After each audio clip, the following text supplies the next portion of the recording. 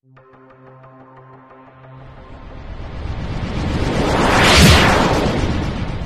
Ilonggo. Please subscribe Subscribe and like. and share. Ayun, magandang araw po, no, sa lahat nating mga kababayan, Luzon, Visayas at Mindanao. Siyempre, no, nakita nyo naman kung gaano ang suporta ng mga Ilonggo sa ating Pangulong Bongbong Marcos, especially na sa ating mga senatorial, no, sa mga senador ni PBBM. Grabe, no? Ang daming tao. Daming nang nagsisiyakan sa comment section, mga kababayan. Daming nagsisiyakan ng mga didiles. Kasi, ang kanila, sinabayan nila yung rally ni PBBM. Nag-rally sila sa San Juan. Abay, mga nasa 100 lang. Ayon pa nga sa ating mga viewers, parang nag-ano lang daw, nagbibinyagan. Diba? At ito lang po, sa mga kababayan natin, meron po akong i-share. Ito isa sa mga pahayag ni dating Pangulong Duterte sa ating Pangulong Bongbong Marcos. Gusto ko lang i-share ito sa inyo mga kababayan. So, inulit niya na naman kung ano man ang sinabi niya dati. So ito, pakinggan niyo to. Isang presidente na talagang Ito, pakinggan niyo to. isang presidente na talagang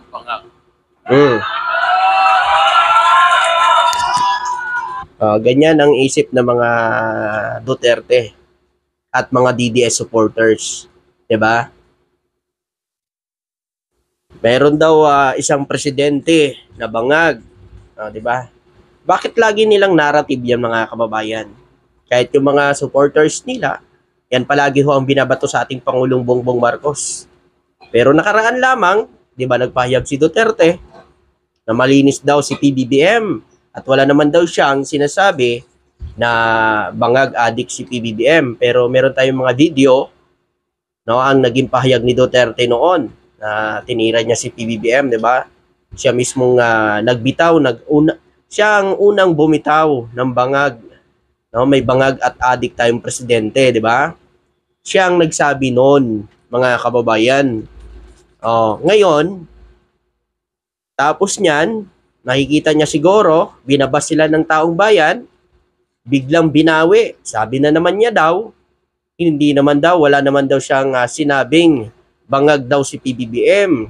Tapos, sabi pa niya, malinis daw si Pangulong Bongbong Marcos. Ngayon na naman, ano na naman ang binitawan niyang salita sa ating presidente?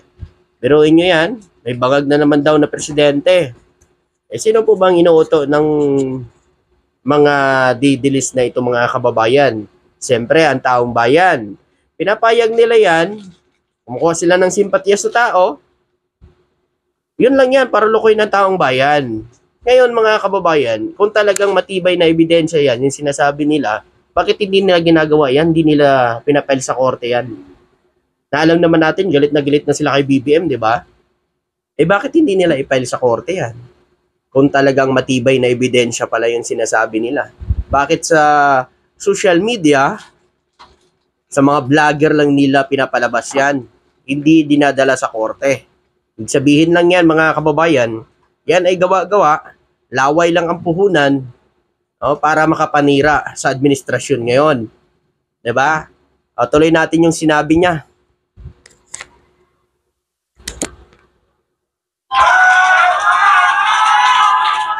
Nagpapapalakpakan pa mga kababayan. buang. Pero yung bisyo ng droga, long term yan. Long term. Maging ulol si Marcos,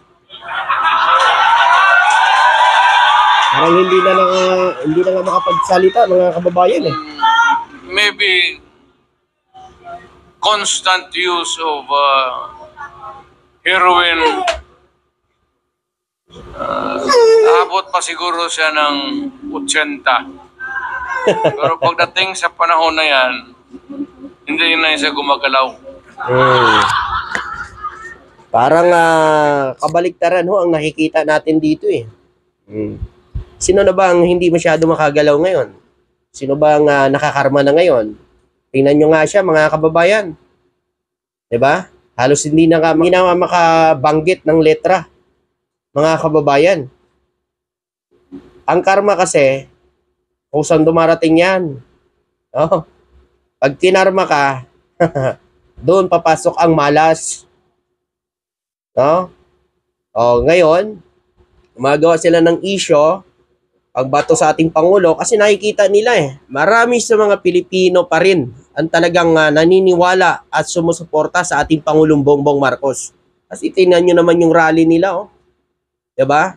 Sabi nga ng ating viewers, parang may binyagan Oh. Ay ang ating Pangulong Bongbong Marcos, tingnan nyo naman sa Iloilo. Meron tayong mga upload na dyan. Biruin nyo. Oh, marami pa rin sumusuporta sa ating Pangulong Bongbong Marcos. Ilocos, Iloilo. Oh, 2 rally. Ngayon naman sa Davao. Mismo sa Baluarte. Nya. Diba? O ngayon bakit nila sinasabi ng ganyan? Hindi dinadala sa Supreme Court. Bakit laging nasa media? Laging sa vlogger? Bakit hindi sa Supreme Court? Bakit? Para, simple lang mga kababayan, makakuha ng simpatya sa tao. Sirain ng Marcos sa mga Pilipino. Ganun lang yan. Oh. Ito pa, tuloy natin. Hindi lang yan sa kwarto niya o natutulog. Ako, hindi na makapagsalita mga kababayan. Ganito na lang. Ganito na lang daw. Marami tayong problema. Wala daw problema. I think the Marcos government has fallen short of the expectations. Ako, hindi ko ma-compare kasi pwede kong sabihin, mas mabuti siya ngayon kaysa aking panahon. Butiin namin mo. Butiin namin mo. Butiin namin mo na mas mabuti si PBBM kaysa sa'yo. Kasi una-una sa lahat, kung pagbabasihan lang talaga sa ugali, ay walang-wala ka.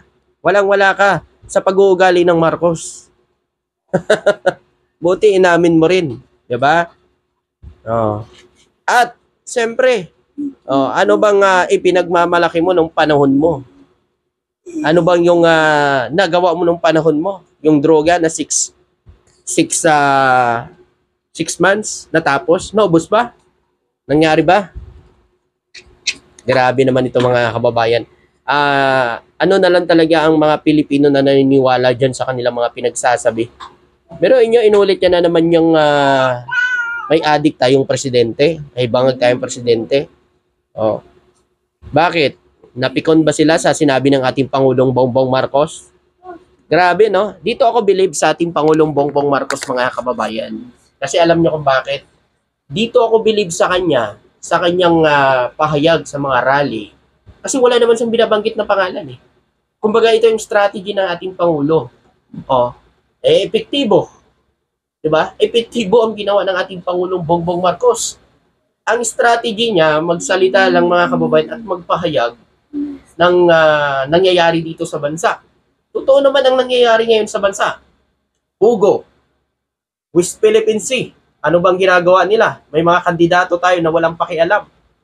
Pagdating sa mga pugo, may mga sangkot sa pugo. Meron din tayong sa West Philippine Sea. Pero wala silang pahayag. Minsan nga, binabatikos pa nila ang Philippine Coast Guard. Diba? Tapos meron pa rin salita na wala daw West Philippine Sea. Mali ba na sabihin ni PBBM yun sa taong bayan? Na dapat pumili kayo yung mga kandidato na talagang handang ipagtanggol ang West Philippine Sea. Papayag ba kayo na bumalik muli ang pugo? Diba? Yan yung sinasabi ng ating mga mahal na Pangulo, pero wala siyang binanggit na pangalan. Wala siyang binanggit na pangalan sinong mga politiko yan. Kumbaga, bato-bato sa langit. Ang tamaan, huwag magalit. Nagalit sila. Tamaan sila ng sinabi ni PBBM. Lalo na yung sinabi ni PBBM. Ano ba yung mga politiko na yan? Huwag tayo magpapadala sa mga politiko lang. ng mga politikong nasa kabila dyan, na parang nagdi-deliver lang ng suka. Ibig sabihin natamaan sila nung sinabi ng ating Pangulo kasi nagagalit sila eh. Nagwawala sila, di ba? So magaling yung strategy ng ating Pangulo, bilib ako sa ginawa niya. No? Pero wala ko siyang sinisira o binabanggit na pangalan. Kumbaga, bato-bato sa langit, ang tamaan huwag magalit.